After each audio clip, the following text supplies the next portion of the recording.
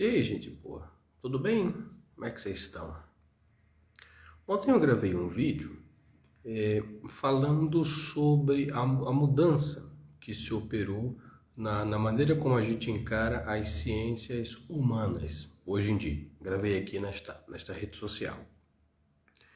E eu argumentava lá, basicamente, que a gente hoje tem dificuldade de valorizar as ciências humanas porque o que essa ciência ela era no passado, hoje ela não é mais. Mudou o conceito, mudou a maneira de fazer esta ciência, e aí hoje você olha para um advogado, hoje você olha para um historiador, e você tem dificuldade de, muitas vezes, valorizar esse profissional dentro de um contexto cristão, entender o que ele acrescenta de valor para a sociedade, até para a nossa edificação, para a nossa salvação, porque o que esse profissional faz hoje, eles não é a mesma coisa que fazia quando o ofício se iniciou, há milhares de anos atrás.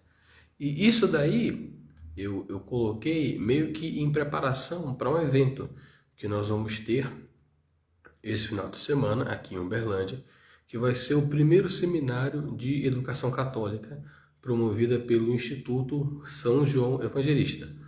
Estaremos palestrando eu e um amigo meu, onde nós falaremos exatamente sobre isso.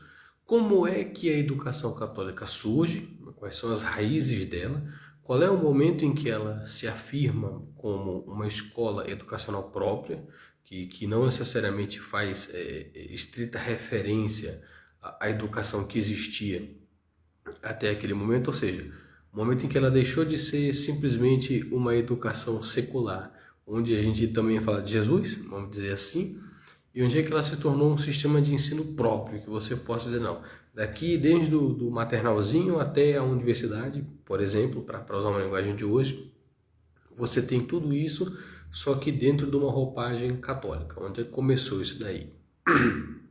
Qual foi o auge desse processo e onde é que foi que ele entrou em decadência? Então, a parte que eu vou tratar no seminário é justamente aquela em que a gente começa a falar da decadência desse sistema. Como é que o sistema católico ele começou a ruir? E todo o eixo da decadência da educação católica, até a gente chegar na situação hoje, onde praticamente você não encontra mais a educação católica, a não ser em iniciativas como a daqui de Uberlândia, do Colégio São João Evangelista, e outras tantas espalhadas pelo Brasil e pelo mundo afora, mas que se você pegar o grosso das escolas, é uma percentagem ridícula, não deve chegar nem a 0,1% das escolas que tem no mundo. Como é que foi para essa educação ela decair? E o que aconteceu com a educação, e a educação católica veio a reboque disso, a mesma coisa que eu raciocinava no vídeo de ontem. O que a gente chama de educação hoje não é a mesma coisa que o pessoal da Idade Média chamava de educação. Principalmente ali no século XIII, no século XIV a coisa já começa a desandar. E aí a gente vai trabalhar em torno de três eixos principais. Três grandes viradas que aconteceram. Virada que eu digo no sentido assim, era uma coisa, depois virou outra coisa. A primeira virada que a gente tem, ela é uma virada antropológica. Em que sentido? A maneira como se encarava o homem mudou. Ali no século XIV se opera uma virada na maneira como a gente encara o homem. O homem até então, se você for ler os livros de história, principalmente da historiografia francesa, você vai ver que ali se usa a virada teocentrismo-antropocentrismo. O homem ele era visto numa relação em que o fim dele era Deus. Então o homem era enxergado a partir desta relação com Deus. E em algum momento, e por razões que não vai dar tempo de a gente desenvolver aqui, porque a ideia é esse vídeo não se alongar muito, mudou essa engrenagem. Sai Deus do centro e vai o homem para o centro. E aí se começa a ter uma visão diferente do que é ser o homem. E aí, mudando a visão de homem, muda a visão do que é a educação. Porque a gente educa a gente, né? A gente não educa bicho, a gente não educa planta. A gente educa o ser humano. Então, quando muda a maneira como eu encaro o ser humano, vai mudar também a maneira como a gente faz a educação. Então, se o homem já não é visto nessa relação com Deus, que vai tender necessariamente para Deus, e onde Deus é o principal elemento, se esse homem começa a ser visto só nele mesmo, isso vai ter consequências no plano educacional. Essa é a primeira virada, que a gente vai tratar com mais detalhes no seminário, que vai ser agora no dia 9. A segunda virada que nós temos é a chamada virada metodológica. Por que eu chamo de virada metodológica? Até a Idade Média, e entrando um pouco na Idade Moderna, o foco da educação não era o método. Você tinha, tudo bem, o trivium, você tinha o quadrivium, mas o trivium e o quadrivium ele era uma opção, das 7 artes liberais, uma opção entre várias que você poderia utilizar. Depois você teve os jesuítas com a Ratio Studiorum, mas o principal não era o método. O método ele existia, sempre houve método. A educação nunca foi, como diria, nunca foi um Deus dará. Mas o mais importante não era o método, o mais importante era o professor. Tanto que essa própria palavra professor, a gente perdeu muito de vista o significado que ela traz. O professor é aquele que professa alguma coisa, né? Então, quando a gente vai lá na missa e a gente vai para o credo, vamos professar nossa fé, creio em Deus Pai, Todo-Poderoso, etc, blá, blá, blá. Para você professar alguma coisa, você confessar com a boca uma verdade, é porque aquilo primeiro foi internalizado no teu coração. A chave de compreensão disso é o prólogo do Evangelho de São João. Se tiver um tempo depois, você pega lá e lê. Quando São João fala, o que eu vou ensinar agora? O que nós apóstolos, o que os cristãos têm para ensinar para o mundo? E aí São João coloca, é o que nós vimos, é o que nós ouvimos, é o que nós tocamos do verbo da vida. Então, São João, ele vai falar a partir de uma experiência que ele fez. Ele vai falar a partir do que ele viveu. Então, ele é mestre porque ele viveu aquilo, ele é testemunha daquilo e ele pode falar a partir da experiência dele. Da mesma maneira como Jesus ensinava de maneira diferente, porque ele ensinava como quem tinha autoridade. Quando ele foi discutir com os samaritanos, com a mulher do poço. Vocês adoram um Deus que vocês não conhecem. Nós, os judeus, nós adoramos um Deus que nós conhecemos. Então nós falamos a partir de um local de experiência, se fosse para usar a tal da expressão lugar de fala, nós falamos a partir do que nós conhecemos. Então essa era a figura do mestre. O mestre era alguém que ele tinha vivido aquilo, passado por um caminho, e porque ele tinha passado por esse caminho, ele agora poderia conduzir outras pessoas por esse caminho. Na modernidade, isso foi se perdendo, não de uma vez, foi bem devagarzinho, mas foi se perdendo no sentido de que cada vez mais o que foi ficando importante em matéria educacional foi o método. Então você vai ter pululando de métodos surgindo aí na modernidade, nesses últimos séculos. O método do Lancaster, método do ensino mútuo, a escola nova, pedagogia do Paulo Freire, escola tradicional, escola clássica, um monte de definições aí diferentes, nova escola, escola dos anos 2000, método finlandês, método Harry Potter, muito método. Então todo mundo foi inventando métodos educacionais com a intenção de você fazer uma educação de massa para o maior número de pessoas possíveis, e o método passou a ser mais importante que o professor. Hoje, praticamente qualquer pessoa ela consegue dar aula, vamos dizer assim. As licenciaturas, hoje elas se tornaram, digamos assim, o patinho feio do ensino superior. Em que sentido? No sentido de que, a gente tem que ser bem verdadeiro, são os vestibulares que acabam sendo menos concorridos, acabam que uma medicina, uma engenharia, um direito, ou até uma ciência da computação, acaba sendo um curso muito mais concorrido, muito mais pessoas querendo participar, e você tem notas de corte mais baixas para quem quer ingressar nas carreiras do magistério. Então, cada vez mais a inteligência, cada vez mais a virtude, a qualidade humana do profissional, professor, ele foi sendo deixado de lado, e a ênfase foi sendo colocada no método. Hoje, se você vai estudar pedagogia, das matérias de pedagogia, a ênfase é toda no método. Você sai da faculdade de pedagogia ou de uma faculdade de licenciatura sabendo o método para tudo quanto é coisa. Método de administração escolar, método de psicologia infantil, método Lancaster, e os outros métodos que eu citei para trás não vou repetir. Mas você não aprende, de fato, na faculdade, o que é você ser um mestre dos teus alunos. Isso aí não é ensinado, não é esse o foco. O foco é que você seja capaz de aplicar um método que lhe é jogado de cima e você vai pegar aquela multidão de crianças que eles vão colocar para ser teus alunos e tem que aplicar aquele método ali. E o aluno também vai sofrer, porque ele também vai ter que se encaixar no método. Então é um processo de desumanização. Sai a figura do mestre, sai a figura daquela figura clássica do pedagogo, né, que pega a pessoa pelo caminho e conduz para um lugar.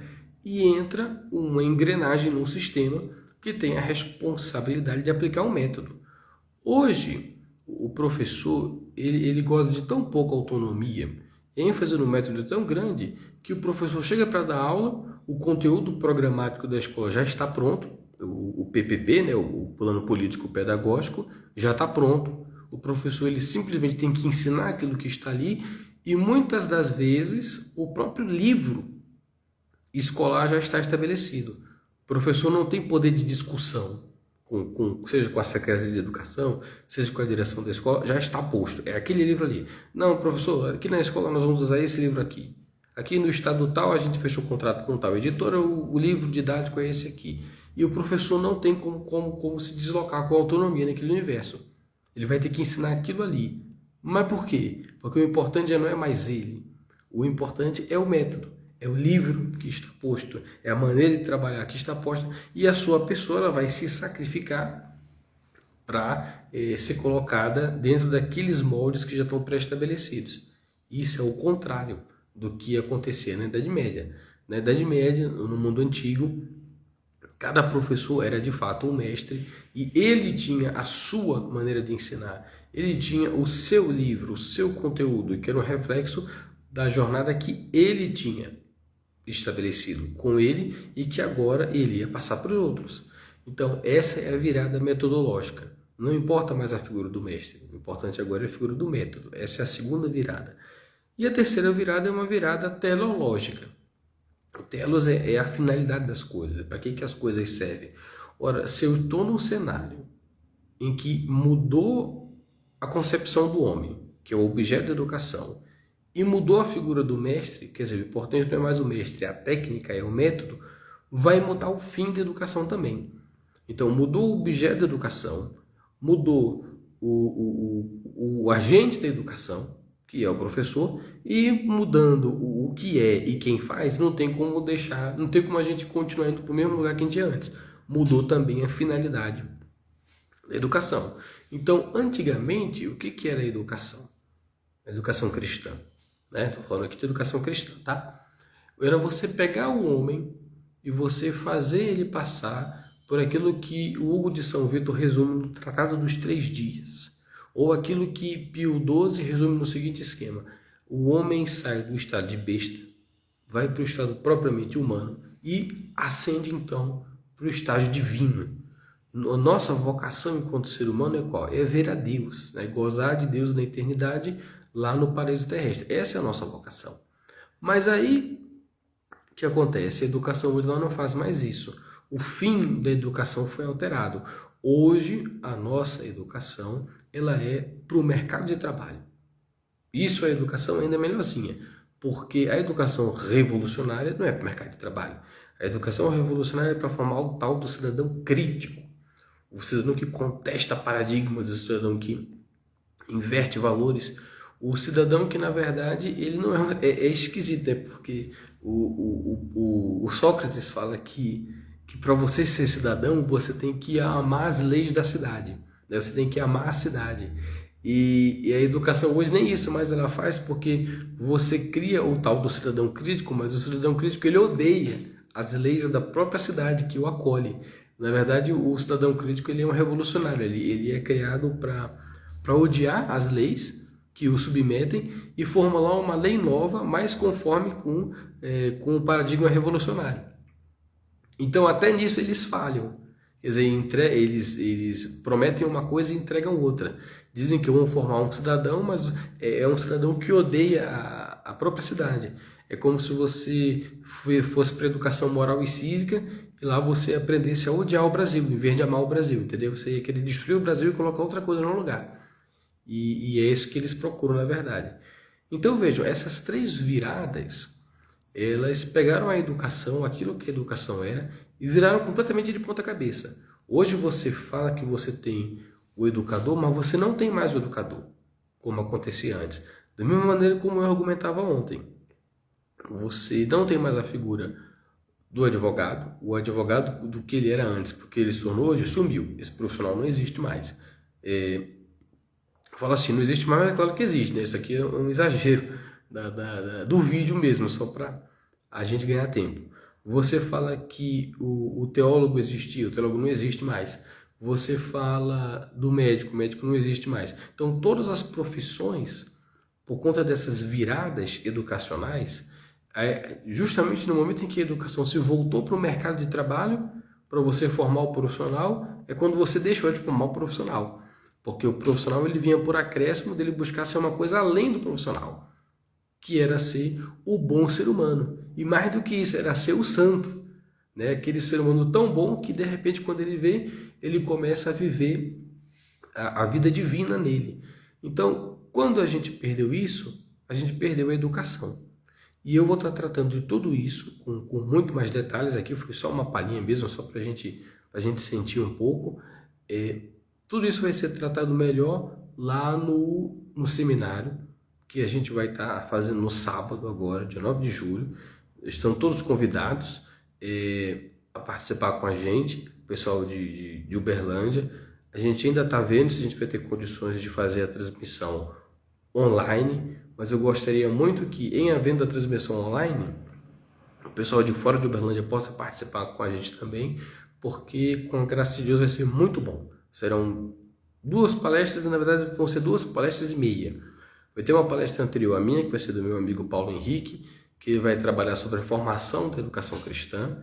Eu entrarei em seguida a manifestação dele, falando sobre essas viradas, como se deu essa mudança e essa decadência da educação cristã, na história, na sociologia, na psicologia, e depois vai encerrar o diretor da nossa instituição, falando um pouco como a gente pode fazer os passos para restauração disso daí. Muito especificamente na questão educacional e aproveitando para falar um pouco mais sobre o que a gente procura fazer na escola do Instituto, né? O Colégio São João Evangelista, aqui em Uberlândia. De que maneira a gente tenta trabalhar essas situações que foram colocadas no seminário para a gente tentar dar uma investida na coisa. Recuperar aquela boa educação católica e assim salvar as nossas almas, né? Tem que salvar, e as almas daqueles que são colocados sob os nossos cuidados.